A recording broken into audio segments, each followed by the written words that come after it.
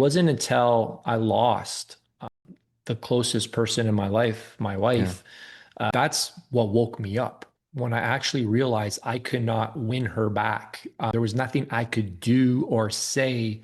So I think when I realized that I had just lost, like losing the family unit, and then everything that came with that, the dream of moving to the United States as a family into a dream home we'd spent 2 years building, all of that just essentially rocked my world.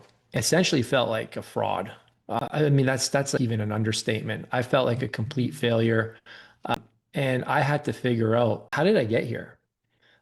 One of the big things I realized was I was completely disconnected with myself. The best way to describe it was I was asleep. I was numbed out on money, experiences. The last 3 years when business was very stressful, a lot of alcohol, a lot of, even just gluttony in a weird way where we're always, celebrating and partying Yeah. and drinking. I think I didn't realize like I wasn't connected to myself. I wasn't comfortable in my own skin because I hadn't done any work, and every issue in my life up until that point had been swept under the rug.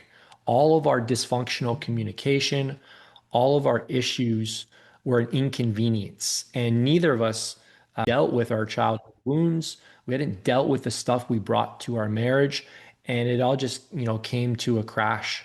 I'm just curious, in going through that process and looking back on it, do you feel as though it was like you were moving through everything, so you never actually get like fully experienced it? Yeah, yeah.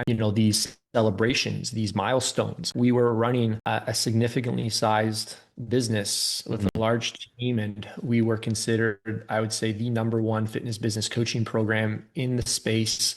And I wasn't enough because, again, I was finding my identity in what I did and how much I had and how people perceived me.